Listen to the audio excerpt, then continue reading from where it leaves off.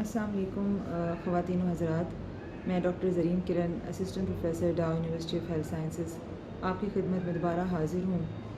आज मैं इंशाल्लाह आपसे थायराइड की एक कंडीशन है जिसको हाइपोथायराइडिज़म कहते हैं, उसके बारे में बात करूँगी। हाइपोथायराइडिज़म दरअसल एक कंडीशन है थायराइड की जिसमें थायराइड कम काम करता है, हार्मोन कम बनाता है और उसके जिस्म पे जो असरात होते हैं वो मैं आपको समझाती हूँ। पेशेंट का या ऐसी कंडीशन में जो है पेशेंट का वज़न बढ़ता है, जिस्म में सूजन चढ़ जाती है, हाथ पैर ख़ास तौर पे बड़े इफ़ेक्ट होते हैं और वो नज़र भी आते हैं कि हमारे हाथ सूज रहे हैं, पैर सूज रहे हैं, चेहरा सूज रहा है, वज़न बढ़ रहा होता है और ये थोड़ा धीरे धीरे स्लोली ये सारा अमल होता है, एकदम से नहीं होता। और इसके अलावा इंसान सुस्त महसूस करता है, उसको थकावट जल्दी होती है, जिस्म दुखता है, पट्ठे कंधों के, बाजुओं के, टांगों के दुखने लग जाते हैं और थोड़ा सा काम करके दिल करता है बस जल्दी से हम बैठ जाएं या सो जाएं, थक जाते हैं, स्टेमिना नहीं रहता। तो ये शुरू की अलामतें होती हैं। इसके अलावा आपके जो है ब्रेन पे दिमाग पे, ब्रेन पे इसके असरात होते हैं। कन्फ्यूजन या ये कहना चाहिए कंसंट्रेट नहीं कर पाता इंसान अपने डेली रूटीन के कामों में, और हत्ता कि इतना शदीद ये जब मर्ज़ हो जाता है जिसमें बिल्कुल ये तो जो थायराइड ग्लैंड है धीरे धीरे पूरा का पूरा जब काम करना बंद कर देता है तो मेमोरी इफ़ेक्ट होती है, याददाश्त, और इंसान रिकॉल नहीं कर सकता कि उसने क्या किया था, पहले क्या हुआ था, और उसको डेली लाइफ में बहुत प्रॉब्लम होती है। ये शिद्दत जब धीरे धीरे मेमोरी को भी अफेक्ट करती है तो उसके बाद इतना शदीद हो जाता है कि सुन रहने लगता है दिमाग और कोई सोच नहीं आती, यहाँ तक कि मरीज़ कोमा में भी जा सकता है। इसमें पेशेंट जो है खुदा न खास्ता इमरजेंसी की सूरत में भी आ सकता है कोमा की हालत में, और फिर ये समझना और पहचानना मुश्किल हो जाता है कि थायराइड का मसला है या दिमाग का कोई और मसला है। मरीज़ को इसमें जो है ना सुस्ती भी महसूस होती है और ठंड लगती है, क्योंकि एनर्जी का रेट बहुत कम हो जाता है बॉडी में। थायराइड, हम आपको पता है, मैं पहले भी बता चुकी हूँ कि हमारे जिस्म का एक तरह से इंजन है। तो इसका रेट जब कम हो जाता है, एनर्जी कम प्रोड्यूस होती है, तो आपको हीट अंदर बॉडी में जो ज़रूरत है हमारी बेसिक बुनियादी, वो कम हो जाती है, जिसकी वजह से सर्दी लगने लग जाती है। तो आपके आसपास लोग बैठे होंगे, उनको सर्दी नहीं लग रही होगी, लेकिन आपका दिल करेगा कि पंखा बंद कर दिया जाए। इसके अलावा स्किन अफेक्ट होती है, स्किन बहुत ड्राई हो जाती है, बाल झड़ने लग जाते हैं, बालों की क्वालिटी ख़राब हो जाती है, टेक्सचर ख़राब हो जाता है। चेहरे में इसके असरात नज़र आते हैं। जब चेहरा सूज रहा होता है तो होंठ मोटे हो रहे होते हैं, आँख मोटी हो रही होती है, आँखें सूज रही होती हैं, ज़बान मोटी हो जाती है। अंदर के जो हमारे आज़ा हैं उनमें भी इसका असर होता है, वो भी सूज रहे होते हैं, बड़े हो जाते हैं। जैसे ज़बान है और गले के और आज़ा हैं तो आवाज़ भी भारी हो जाती है, मोटी आवाज़ से इंसान बोलना शुरू हो जाता है। अक्सर ये कंप्लेन लेके मरीज़ आते हैं कि हमारी आवाज़ बदल गई है, बहुत भारी हो गई है और हम बहुत सुस्त महसूस कर रहे हैं। तो ये इसके जनरल फ़ीचर्स हैं, जनरल इसके जो अलामतें हैं। जब ये बीमारी शदीद होती चली जाती है तो इसमें दिल के ऊपर असर आता है, क्योंकि ज़ाहिर है दिल स्लो काम कर रहा होता है, दिल की धड़कन स्लो हो जाती है।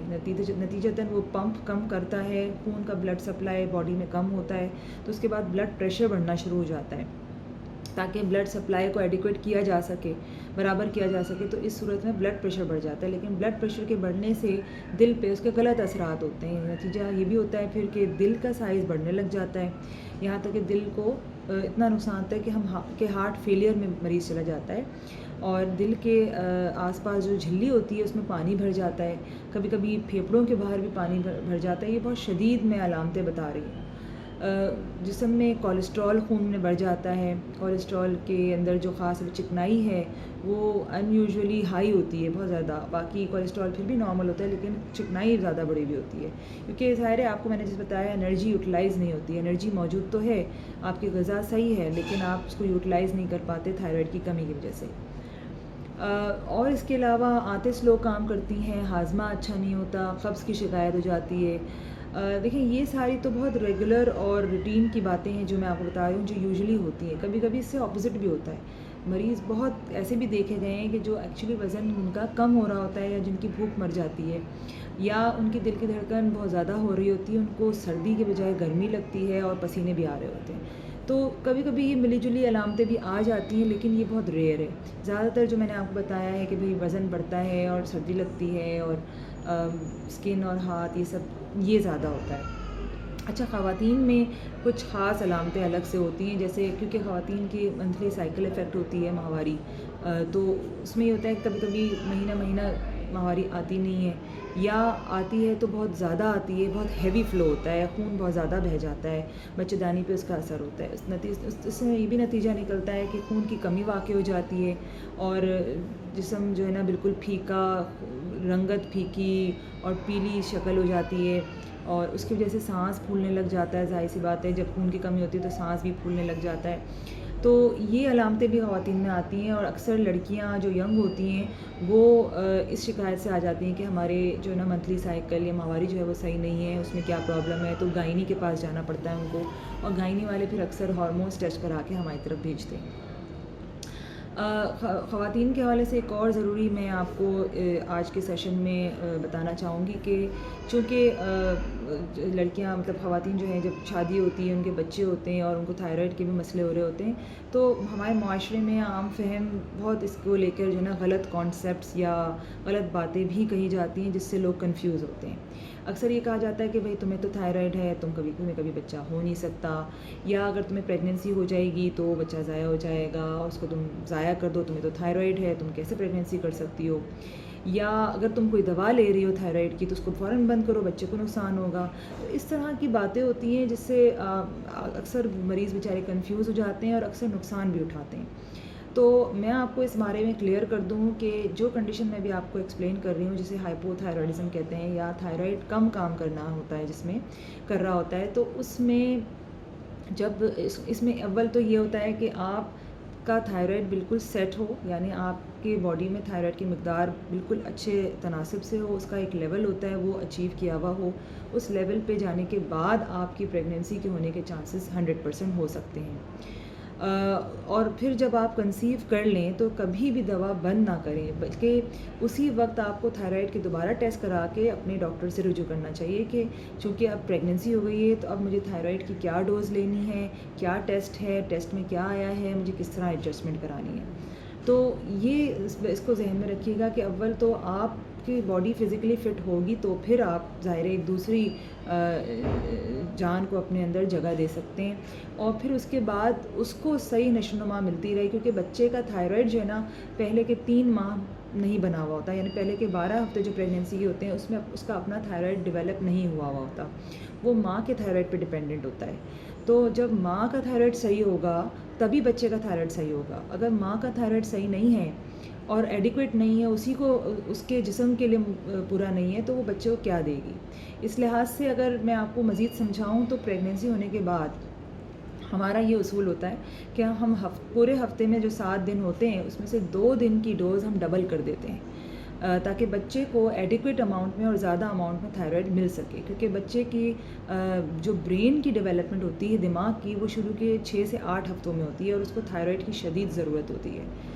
तो ये प्लीज़ आज मेरा एक बहुत इम्पॉर्टेंट ये एक टॉपिक आपको मैंने समझाया है, अव्वल कि हाइपोथायरॉयडिज़म क्या है, आम लोगों में चाहे मर्द औरत या बच्चा हो उसमें क्या क्या अलामतें आ सकती हैं, और औरतों में ख़ास तौर पे उनकी रिप्रोडक्टिव लाइफ की वजह से मंथली साइकिल्स या उनकी प्रेगनेंसी से रिलेटेड लाइफ या शादी के बाद जो लाइफ होती है उसमें क्या असर आ सकते हैं। इसी तरह जब माँ बच्चे को ब्रेस्ट फीड कराती है तो उसमें भी थायराइड सही होना चाहिए। तो ये सारी चीज़ें बहुत ज़रूरी हैं।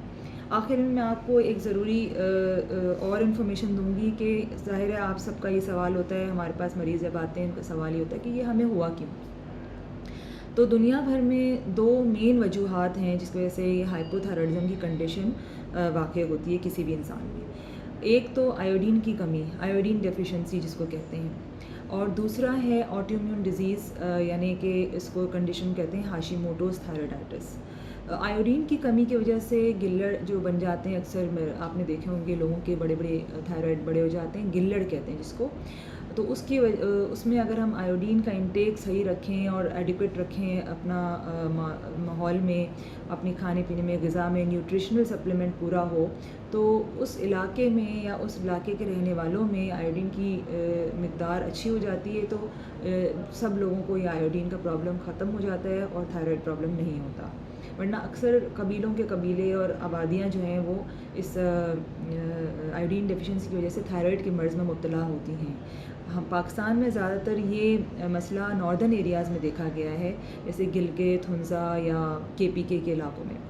बहुत रेयरली आपको ये सिंध, पंजाब के लोगों में ये मसले देखने को मिलेंगे। दूसरी कंडीशन मैंने आपको बताई थी हाशिमोटोज़ थायराइडाइटिस, जो कभी भी किसी को किसी भी वक्त हो सकती है।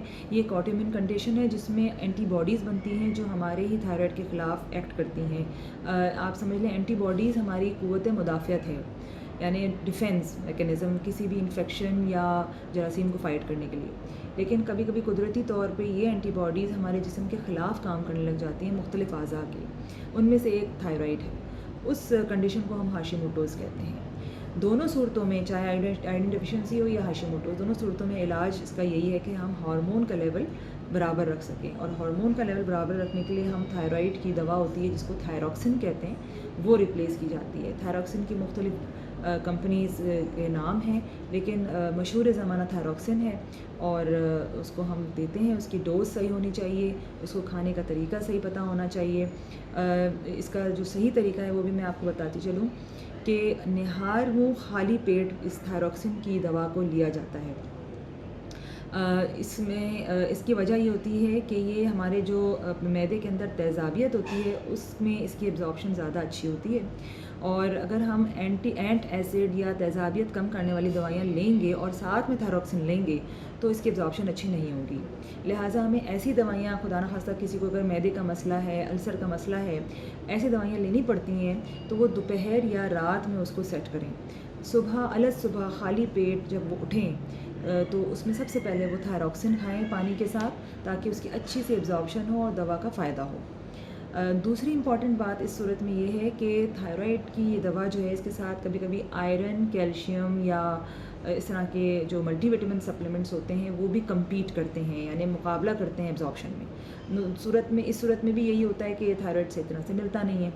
तो ये आयरन सप्लीमेंट या कैल्शियम सप्लीमेंट भी अगर कोई ले रहा है, ख़ास तौर पे हमारी ख़वातीन प्रेगनेंसी वगैरह में ले रही होती हैं, तो वो दोपहर या रात में उसको भी रखें। थायरॉक्सिन को हर सूरत कोशिश करें कि खाली पेट निहार मुँह पानी के साथ सिर्फ थायरॉक्सिन लें, बाकी दवाइयाँ उसके साथ ना ली जाएं। और अगर लेनी भी हैं और दवाइयाँ बहुत ज़्यादा हैं तो कम से कम 4 घंटे का फ़ासला रखें थायरॉक्सिन और दूसरी दवाइयों में। अक्सर रमज़ान में भी थायरॉक्सिन लेने में प्रॉब्लम हो रही होती है हमारे मरीज़ों को, तो उसमें ये होता है कि क्योंकि हमारी ज़ाहिर सहरी बहुत जल्दी होती है, अक्सर 3-4 बजे, और लोग अक्सर रात 11-12 बजे तक कुछ ना कुछ खा रहे होते हैं रोज़ों में। तो उस सूरत में मैं कहती हूँ कि भाई आप इस तरह से खा पी लें कि रात का आखिरी खाना जब खाएं उससे लेके सहरी तक आपके 4 घंटे का कोई फ़र्क हो।